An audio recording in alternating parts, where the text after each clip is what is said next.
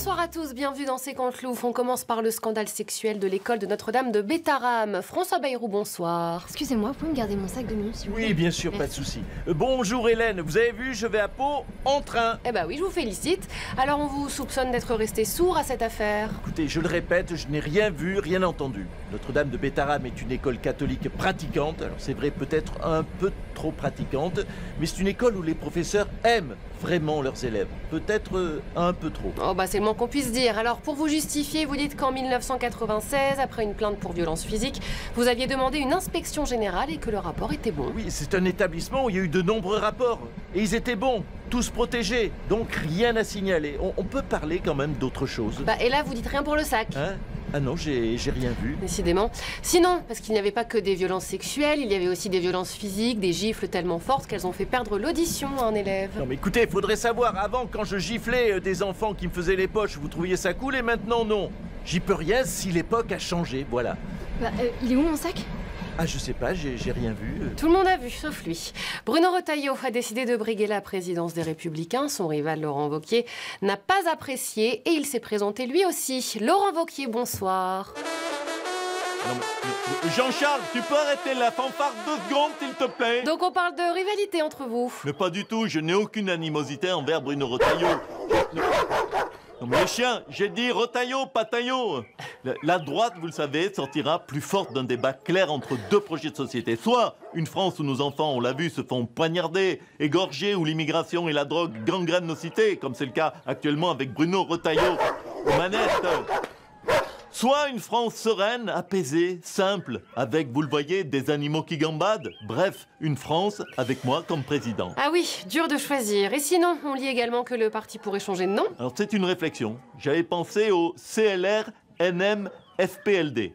C'est un peu long, mais c'est assez simple. Ça signifie comme le RN, mais faut pas le dire. Ah oui, c'est pas mal. Donald Trump et Vladimir Poutine se sont parlé ce week-end au sujet de l'Ukraine. Le président américain nous raconte comment ça s'est passé. Regardez.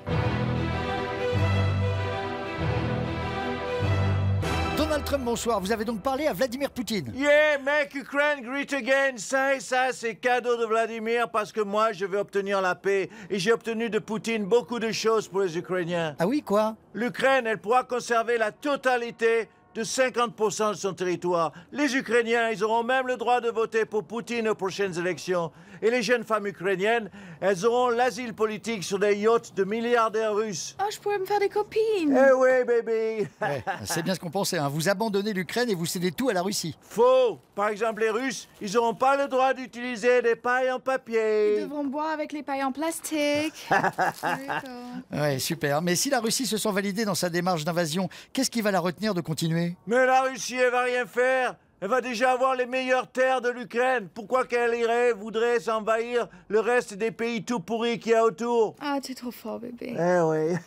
C'est brillant, la géopolitique avec lui. Pour parler de l'actualité, le président est notre invité ce soir. Emmanuel Macron, bonsoir. Bonsoir Hélène, je vous présente mon nouveau stagiaire, Clément. Bonsoir madame. Bonsoir Clément. Alors votre fidèle de toujours, Alexis Kohler, serait lui sur le départ car depuis la dissolution, il n'aurait plus rien à faire. Mais c'est faux, il y a plein de trucs à faire à l'Élysée. Le printemps, c'est dans un mois. Hein. Il y a plein de bégonias à planter dans le jardin. Voilà, alors ça va pas se faire tout seul, mon cher Alexis Kohler. Oui, enfin c'est un peu moins passionnant que de diriger un pays. Oui, mais ça, c'est pas de ma faute. Hein. C'est Bayrou qui dirige la France et vous l'avez vu, c'est Trump qui dirige l'Europe maintenant. Et ça, c'est à cause de quoi, Clément? C'est à cause des gens qui ont voté comme des cons. Voilà, il apprend vite. Hein. Ah oui, on voit. Sinon, Michel Barnier fait son retour en ce moment. En gros, il dit que si la droite est en forme, c'est grâce à lui. C'est lui qui a nommé Bruno Retailleau ministre de l'Intérieur. Ah mais c'est évident, tout le monde sait que c'est Barnier qui a sauvé la France. Vous savez quoi? Fait penser à un stagiaire chez Alain Ducasse qui dirait « Ok, j'ai pas fait la tarte aux poireaux, mais attention quand même, c'est moi qui ai posé les poireaux sur la table. Chapeau, mich-mich !» Bon, Emmanuel, tu viens m'aider, ça va pas se faire tout seul. Bon, vous l'avez compris, je dois aller planter des bégonias. On a compris. Michel Barnier, vos proches disent que ce socle commun Renaissance, Républicain, Modem et Horizon, c'est votre héritage et que vous pourriez être candidat en 2027. En tout cas, c'est tentant. J'étais Premier ministre 2 mois, j'avoue que oui, j'aimerais bien être président 3 mois. Vous voyez, moi je suis pour des cycles courts. Très court. Ah oui, des cycles éclairs. Tiens, Donald Trump, si la Russie attaque un membre de l'OTAN, qu'est-ce qui se passe? Normalement, vous êtes tenu d'intervenir, hein. Écoutez, si la Russie, elle attaque l'Europe, Soyez rassurés, ma réponse sera militaire. Ah, ouf. Ouais, j'attaquerai aussi. J'attaquerai le Danemark pour lui prendre le Groenland pendant que vous serez occupés à défendre la Pologne. Désespérant. François Bayrou, on n'entend pas trop votre voix sur les dingueries de Donald Trump. Je suis pas au courant. J'ai rien vu, rien entendu. Oui, bah demandez un rapport, tiens. Allez, salut à tous.